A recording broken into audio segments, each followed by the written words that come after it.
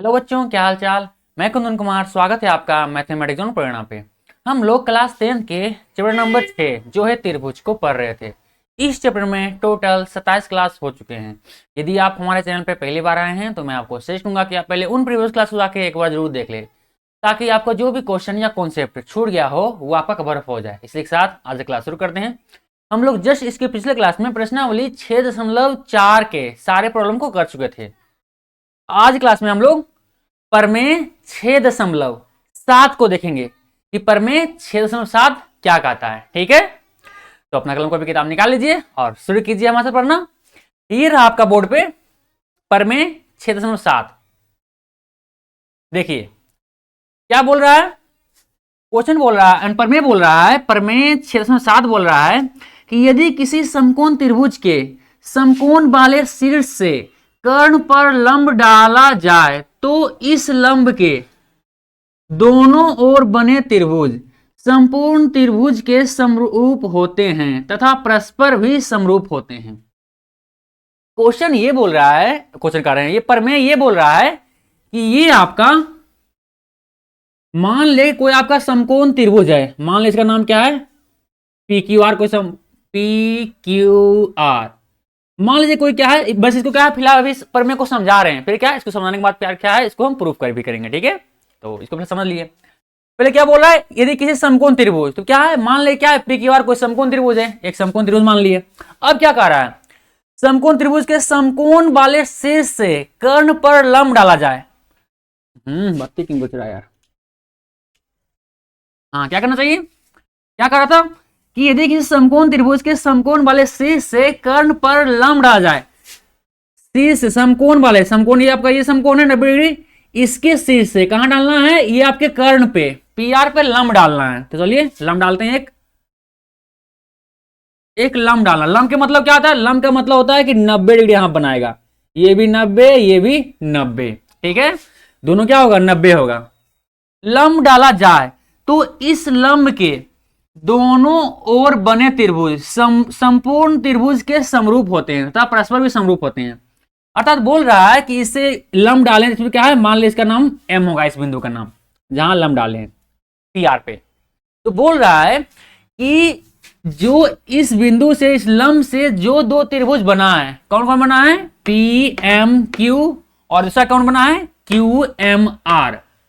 दो त्रिभुज बना है, तो बोल रहा है त्रिभुज पी एम क्यू समरूप होगा पी क्यू आर से, और त्रिभुज क्यू एम आर भी समरूप होगा त्रिभुज पी क्यू आर से, और आपस में ये समरूप होगा, इसके आपस में भी क्या है, दोनों क्या है समरूप होंगे। इसको अगर लिख के समझना चाहें तो कुछ इस तरह समझेंगे, तो आपको इसलिए लिखेंगे कि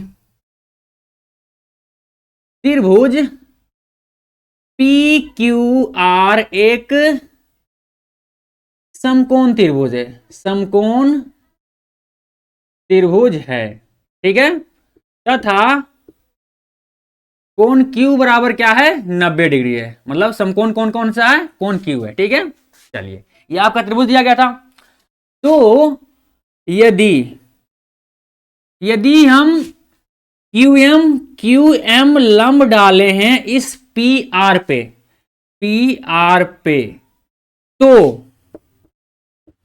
तो ये प्रमेय करता है, कौन सा प्रमेय, प्रमेय 6.7।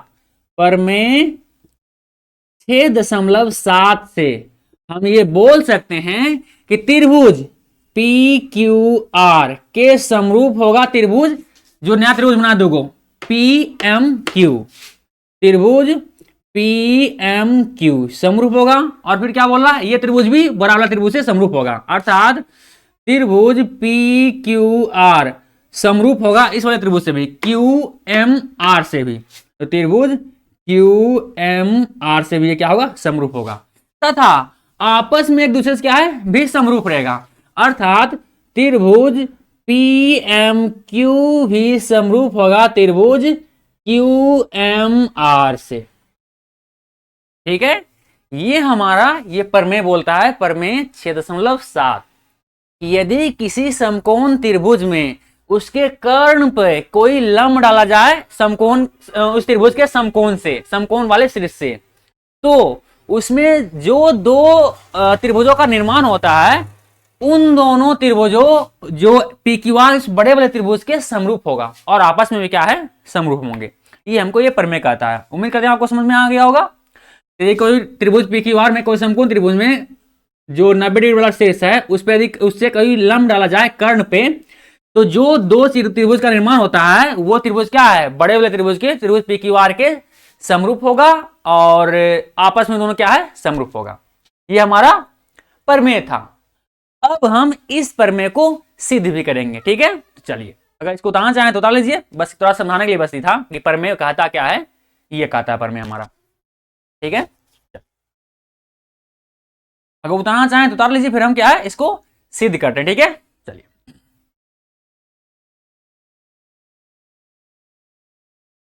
उतार लिए, इसको मिटाते हैं और क्या है वो, इसको हम इसी का प्रूफ भी करते हैं, सिद्ध करते हैं कि कैसा ये होगा, कैसे होगा। मिटा दे इसको, हम मिटाते।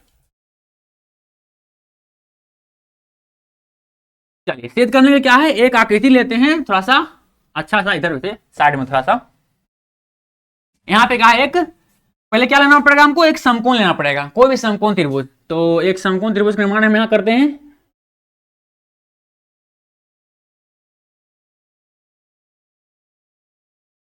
इसका नाम हम ए बी सी रखते हैं। ठीक है, ए बी सी इसका हम नाम रखती है, नामकरण कर दिए।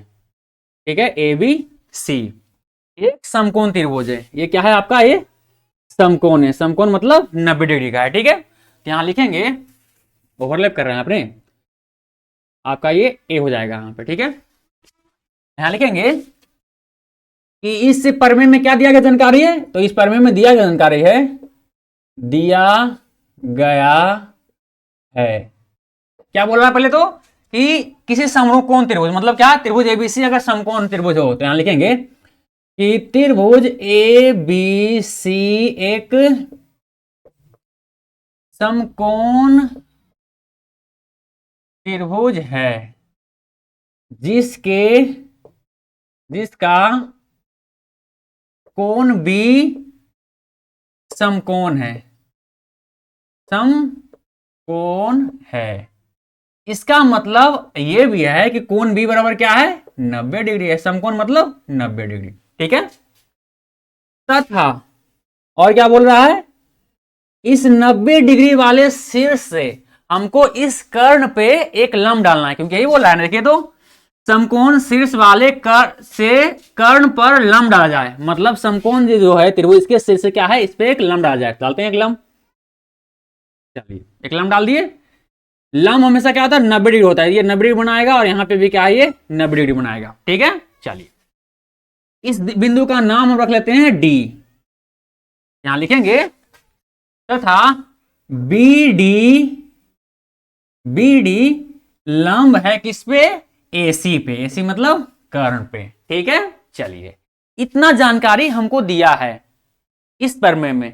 तो ये प्रमेय के द्वारा क्या कहा जा रहा है, इस प्रमेय के द्वारा कहा जा रहा है कि सिद्ध करना, क्या सिद्ध करना, देखिए यहां पे वही सिद्ध करना होगा, सिद्ध करना है, सिद्ध करना है।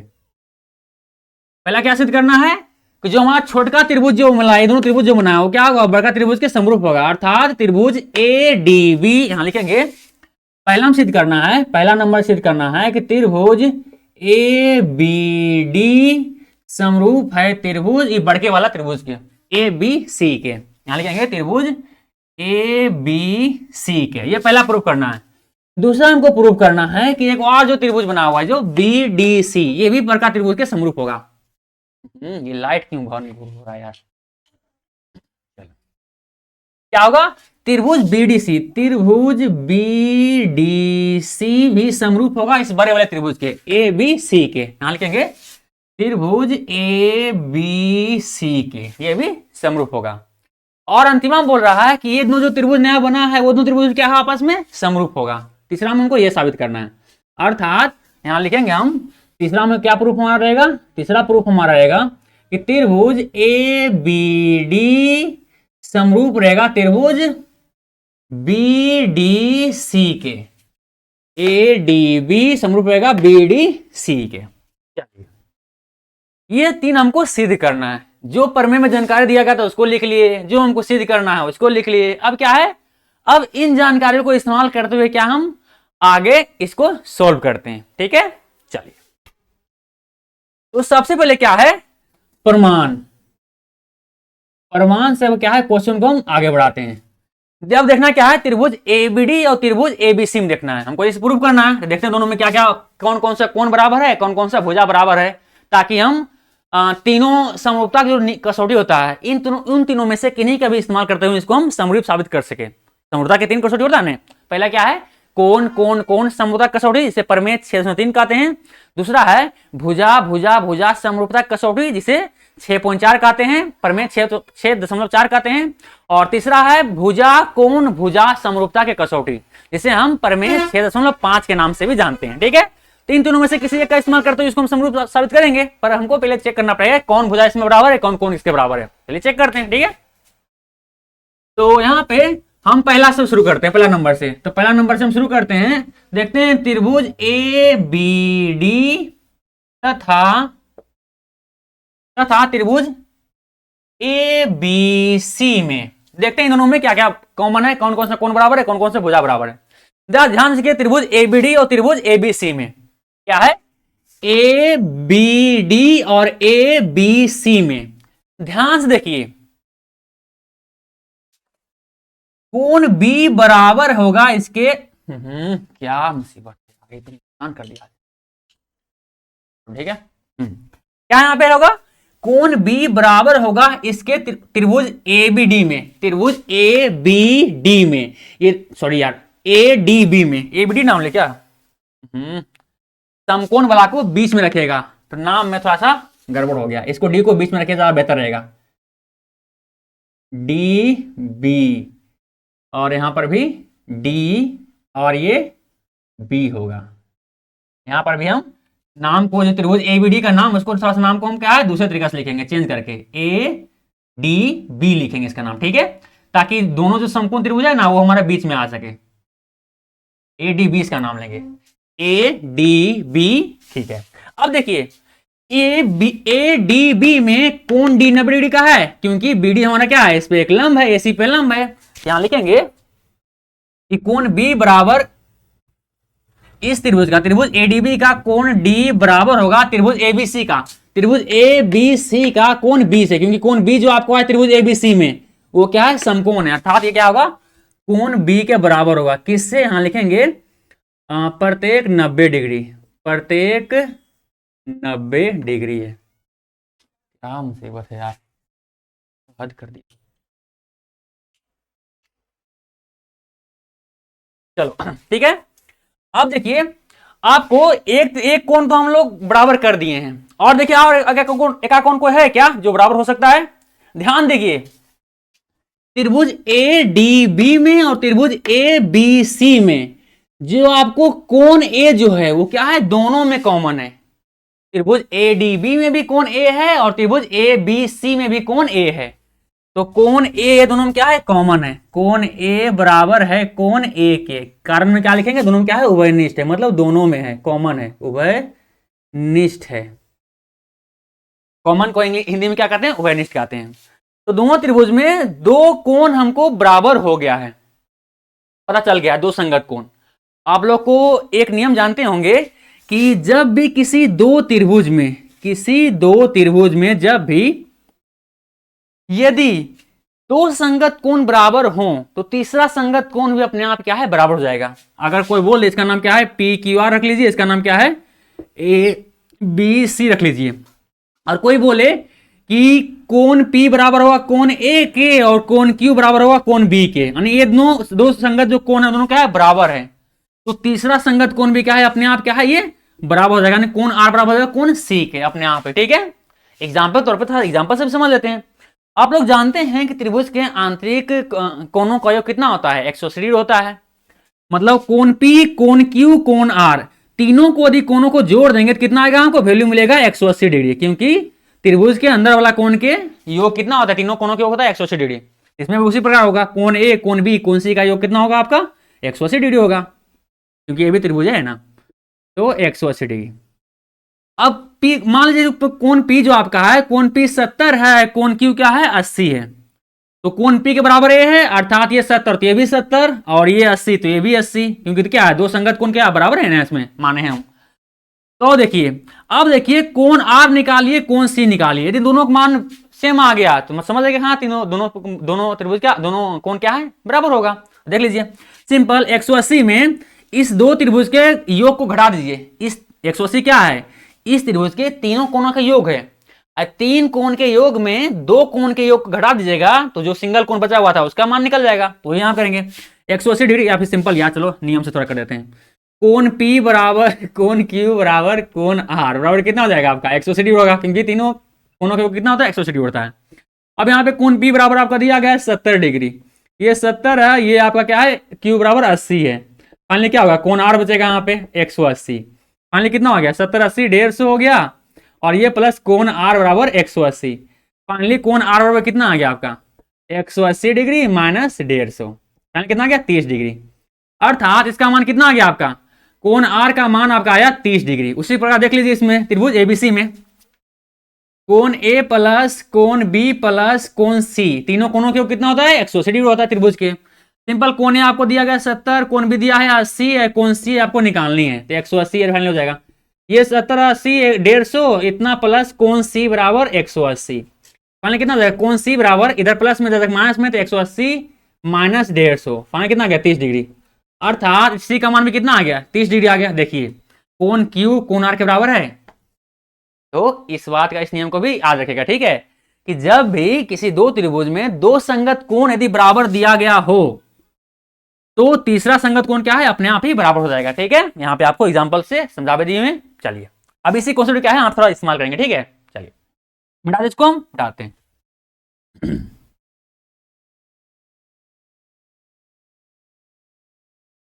चलिए यहाँ पे जो बचा हुआ कोण है वो भी हमारा संगत हो जाएगा, यानी कोण हमारा यहाँ पे हो जाएगा एडीबी त्रिभुज में।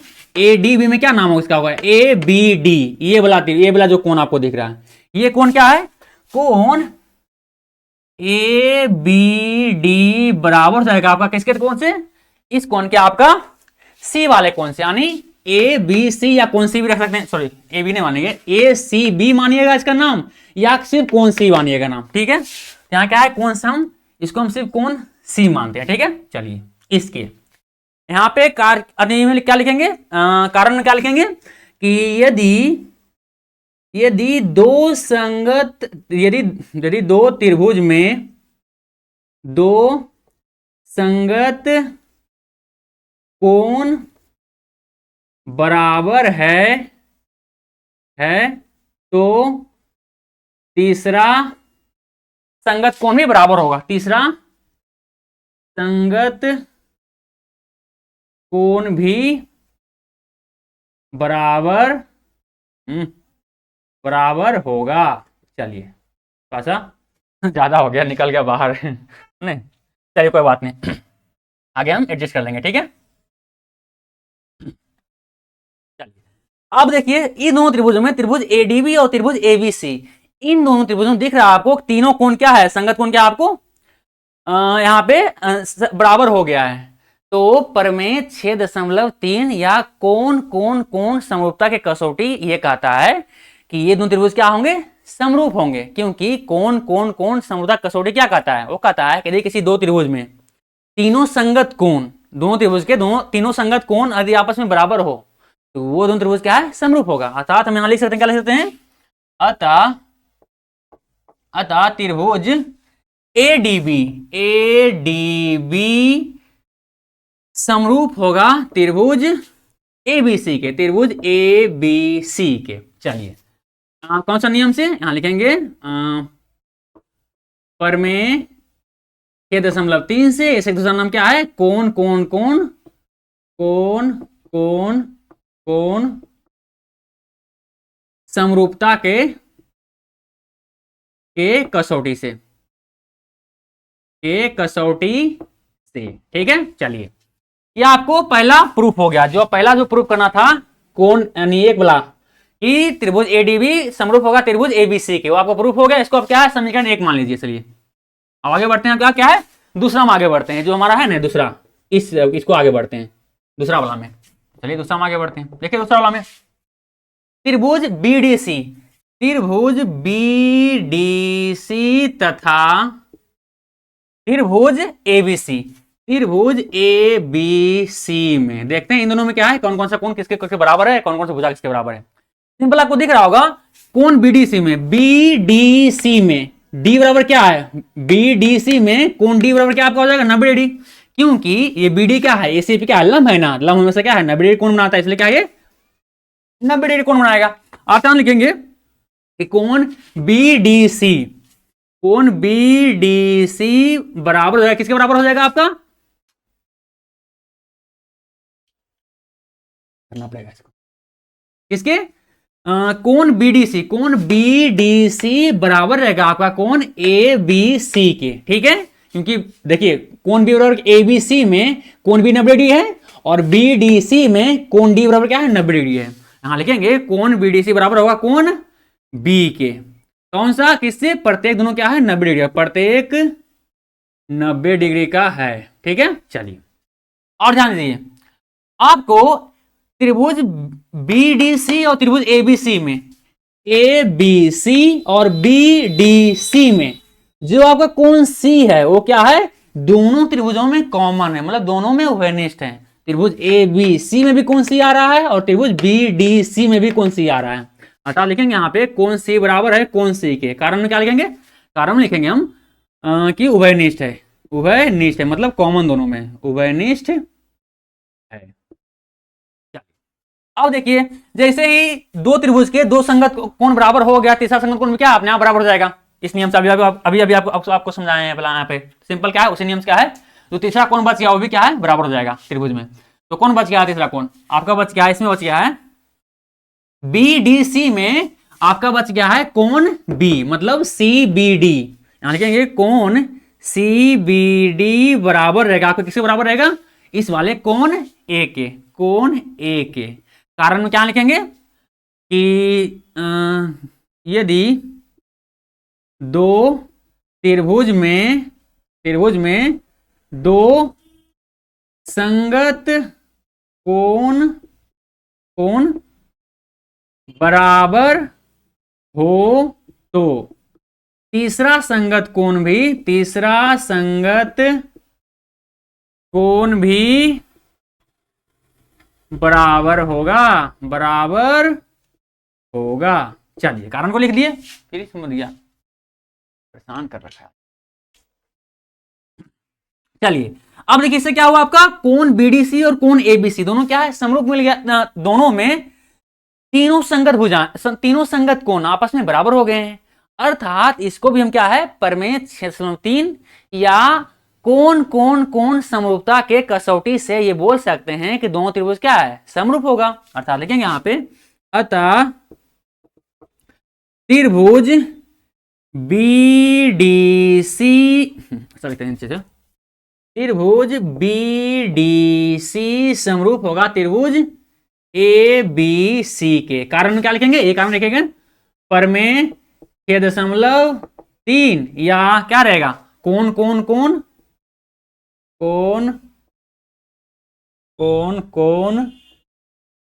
समरूपता के कसौटी से, समरूपता के कसौटी से, ठीक है।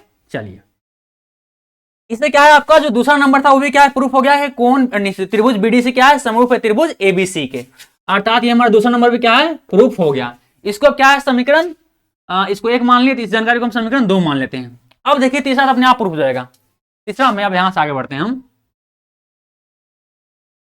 अब देखिए समीकरण 1 और समीकरण 2 का इस्तेमाल करते हुए क्या है हम तीसरा का प्रूफ कर देंगे, सिंपल करेंगे। अब देखिए अब समीकरण 1 तथा समीकरण 2 से देखिए समीकरण 1 क्या बोल रहा है, समीकरण 1 बोल रहा है कि त्रिभुज एडीबी समरूप है त्रिभुज एबीसी के, यही हमारा समीकरण 1 बोल रहा है। तो यहां लिखेंगे एक समीकरण क्या बोल रहा है कि त्रिभुज एडीबी समरूप है त्रिभुज एबीसी के, और वही समीकरण 2 क्या बोल रहा है कि त्रिभुज बीडीसी समरूप होगा त्रिभुज एबीसी के। मतलब त्रिभुज एबीसी क्या होगा, समरूप होगा त्रिभुज बीडीसी के। ध्यान लिखेंगे, त्रिभुज एबीसी समरूप होगा त्रिभुज किसके, बीडीसी के, त्रिभुज बीडीसी के। देखिए तो इसका मतलब क्या हुआ, ये तीनों जो त्रिभुज है, त्रिभुज एडीबी, त्रिभुज एबीसी और त्रिभुज बीडीसी, तीनों त्रिभुज आपस में क्या होगा, समरूप होगा। अर्थात हम लिख सकते हैं कि त्रिभुज एडीबी समरूप होगा इस वाले त्रिभुज, त्रिभुज बीडीसी से। लीजिए ये भी प्रूफ हो गया फाइनली। ठीक है, तो आपका ये तीसरा नंबर भी फाइनली प्रूफ हो गया। ये आपका, ये रहा आपका इस प्रमेय का प्रूफ। ठीक है, चलिए वीडियो रोकिए और इसको उतार लीजिए, फिर हम अगले क्वेश्चन के बढ़ते हैं। या शायद ये प्रमेय है ना, तो चलिए एक दिन में एक ही प्रमेय करेंगे तो अच्छा रहेगा, ताकि आपको चीजें अच्छे समझ में आए। क्योंकि ज्यादा अगर चीजें एक ही दिन सीख लीजिएगा तो फिर ज्यादा हो जाएगा, दिमाग में नहीं रहेगा। ठीक है, रहेगा नहीं। उतार लीजिए इसको।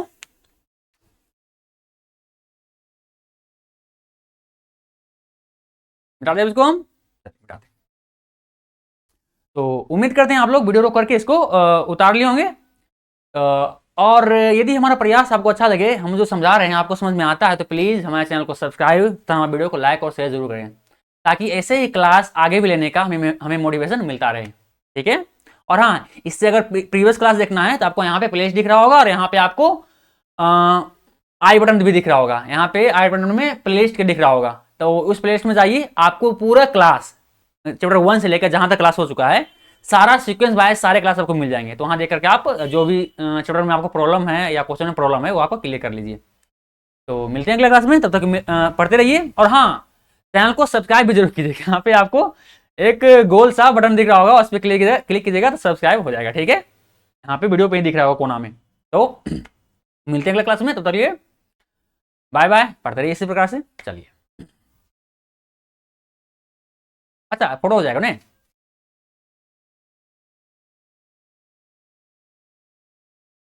फोटो भी हो गया एक। क्लास कर समाप्त करते हैं।